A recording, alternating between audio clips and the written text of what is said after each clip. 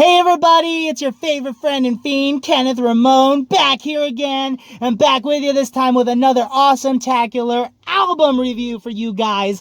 And I'm super stoked to be doing these album and song reviews again for you guys, just because this whole resurgence of pop punk has been happening, and I'm just super stoked, super glad that it's still going strong. You know, it started in 2020, and we're going to be talking about the man that kind of brought it back in the mainstream.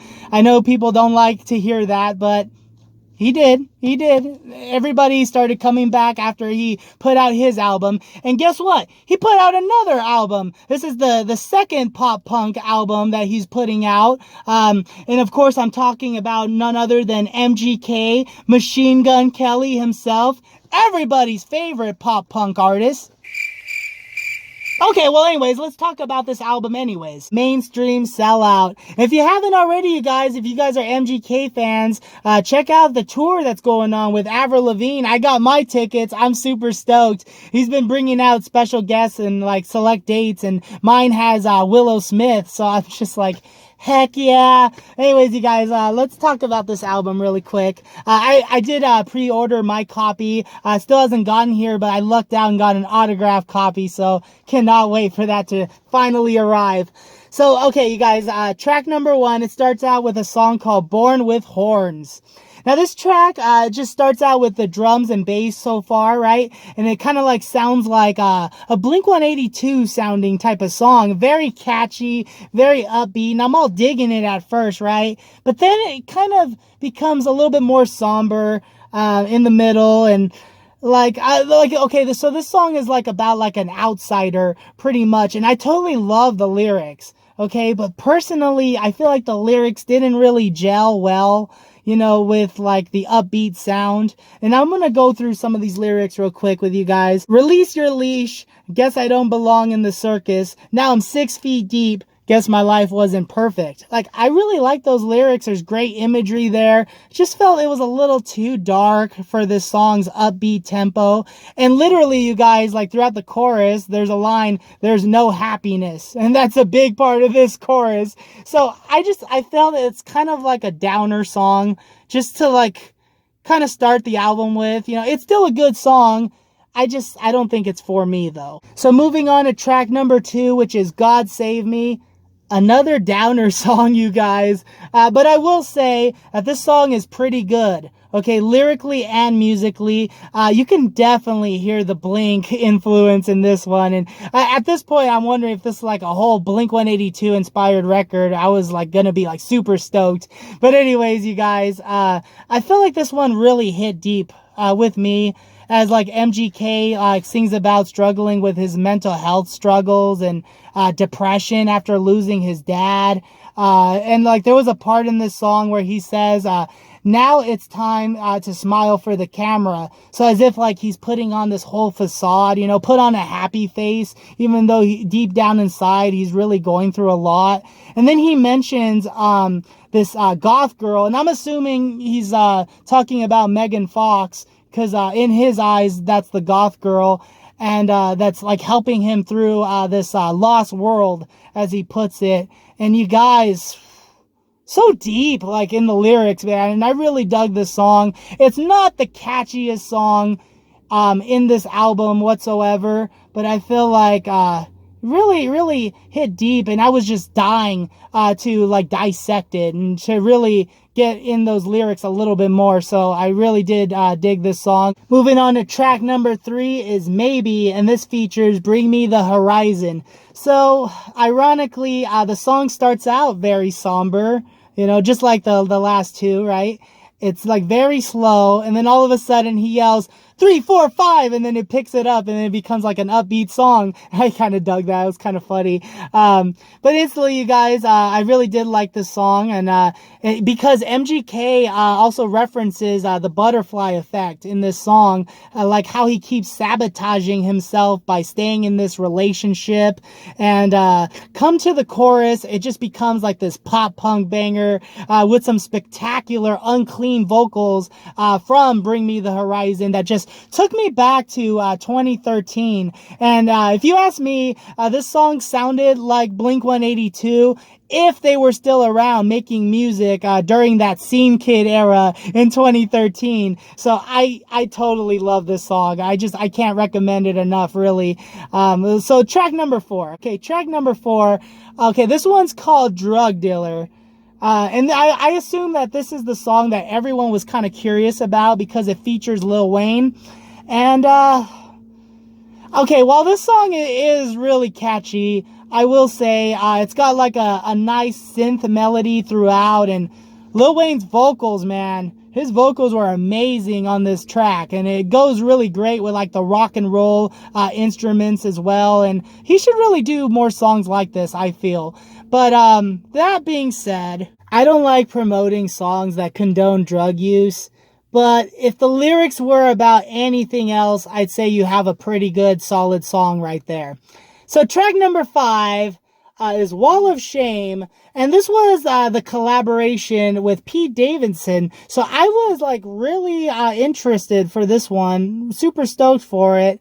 But it turns out just to be like a humorous spoken word skit. And I was hoping to hear Pete Davidson sing, okay? Because Pete is supposed to play Joey Ramone in like an upcoming biopic. So I was definitely looking forward to that. But no, it's like a little joke, which it was all right for what it was. So moving on to track number 6 and track number 7. I didn't really care too much for the title track, to be honest, you guys. Track number 7 is called Makeup Sex, and that one I thought was just okay.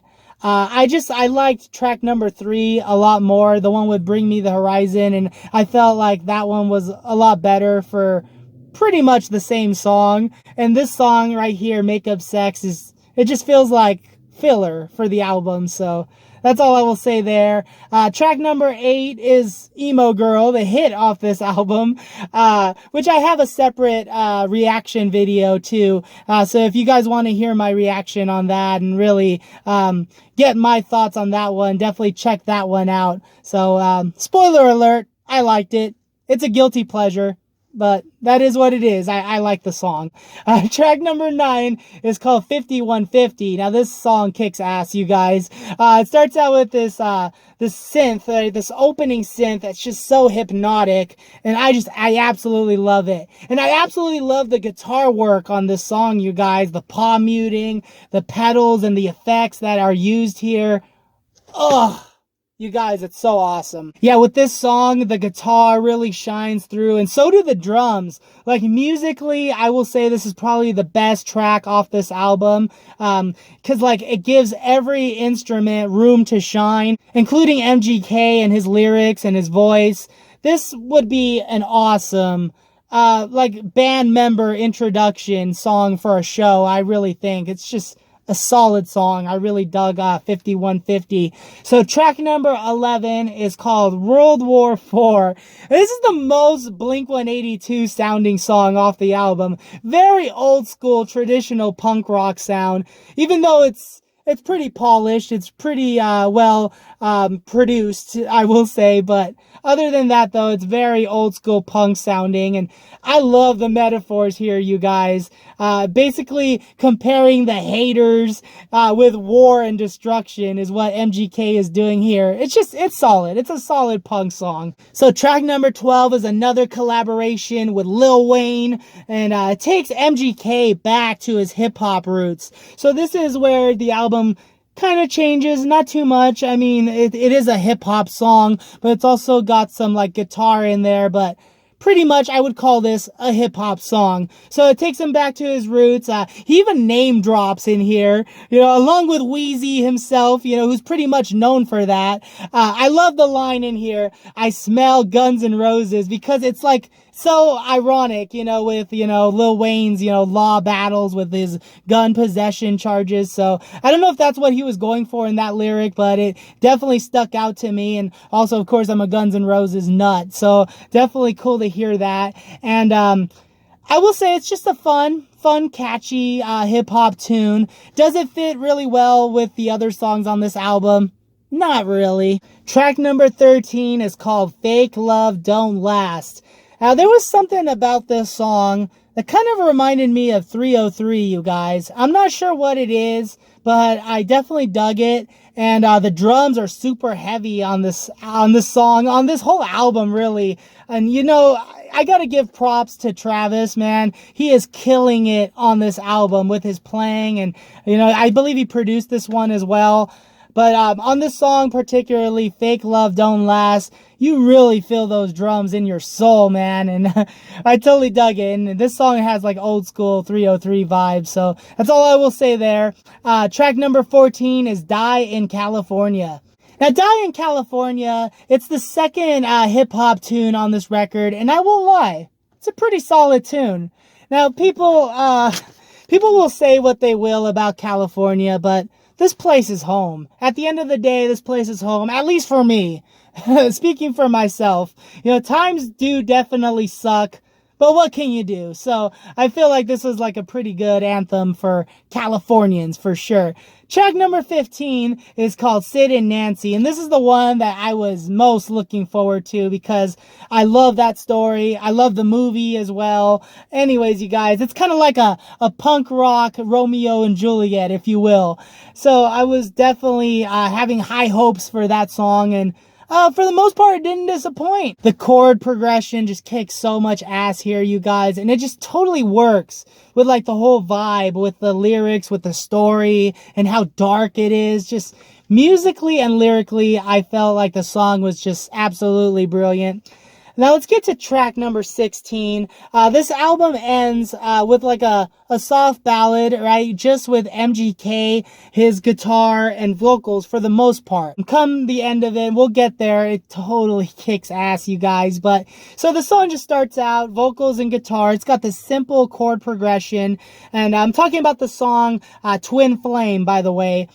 This song just, I will say, it's not going to be for everybody. It's a song that definitely you have to be in the right mood to really appreciate. But like, if you're like feeling like you just need to be alone with your music and just let your emotions pour out, I feel like this is probably the best song to do it, really.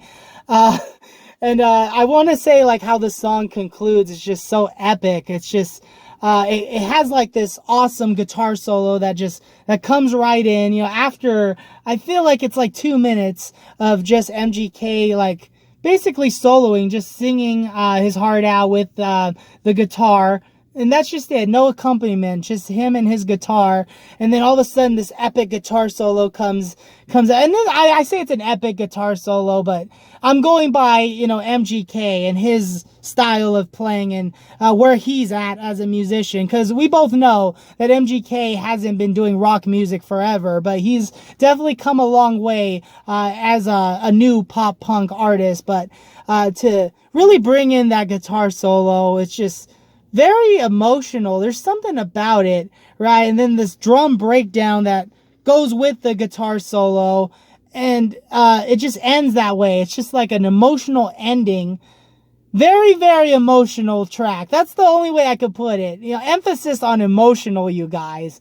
This is like definitely the emo song on this album, and I really dug it, man. I feel like it's an excellent concluder to a pretty good album. Alrighty guys, so before I get to my final rating on MGK's Mainstream Sellout, I just want to thank you all so much for watching my video. If you like what you see so far, please give this video a thumbs up. If you're new to my channel, please hit that subscribe button. I really do appreciate all the support. Thank you so much as always, you guys. So let's give this album a rating. Now, in my opinion, you guys, if you like MGK, definitely give this album a listen. And if you like this whole pop punk resurgence, I definitely feel like this is a good listen. But I feel like it's not as great as the first record that MGK put out, The Tickets to My Downfall, where like I felt like I was connecting to every song and I was singing along to every song. Like there was hooks that got stuck in my head, and I feel like this album didn't really have the same impact. I mean, there are catchy songs in there, but I feel like, do I need to revisit this album right away? No. That being said, it's more than just good. Is it great? I'm gonna give this album an 8 out of 10 Coolyo rating. I say it's very good. Okay, that's my rating for this album. I give it a B. And I feel like it's a solid pop punk record from MGK that even throws back some of his hip hop roots in there.